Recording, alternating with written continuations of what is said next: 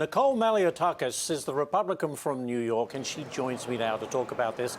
Congresswoman, good morning. Look, let's begin. I know you're not a fan of this plan, right?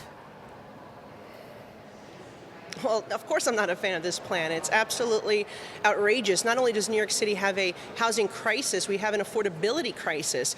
People are renting apartments in New York City for thousands and thousands of dollars. People are having difficulty paying their mortgage, paying their rent, keeping up with their property taxes that have increased year after year. And the mayor is now telling hardworking taxpayers that they need to pay so individual who crossed into our country illegally at the border last week can live rent-free.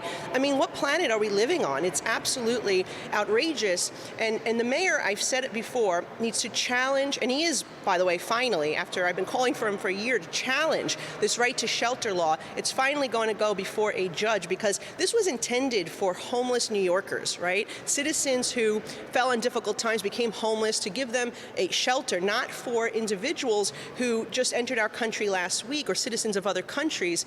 And, you know, it's just, of course, this is going to continue to just incentivize individuals to come over our border. That's exactly what's going to happen. He says they keep coming because you're giving them free housing. You know what strikes me about this, Congresswoman, is the fact that for so long, those people, especially in New York and other, cities far away from the border, were very critical of the efforts to prevent people from coming illegally into the country. They were 2,000 miles away from where it was happening, but now it's on their doorstep, and they're getting a taste of what Arizona and Texas has been dealing with for years. So there's a little bit of, you know what, this is the reality of the situation. It'll be interesting to see if they change their mind on unfettered, migration across the border. Whatever happened to Homeland Security? Well, you're absolutely right. And in a city, in post 9/11 world, New York City, of all places, should understand the dangers of having an open border. We found terrorists on the suspected FBI terror watch list attempting to cross over. Even in the interior, we found them.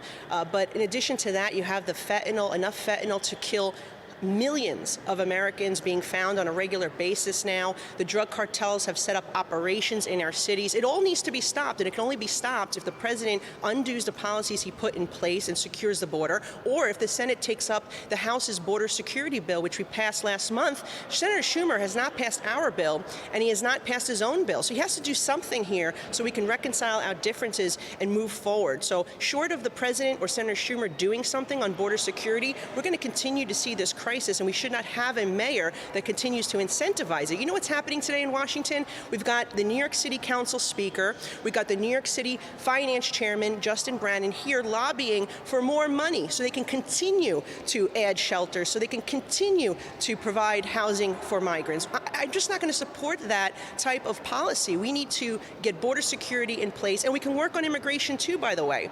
We should be addressing the issues of visas. We should be addressing the issues of judges and other matters so we can have a proper asylum process that flows and order at the border. But what's going on right now is unacceptable.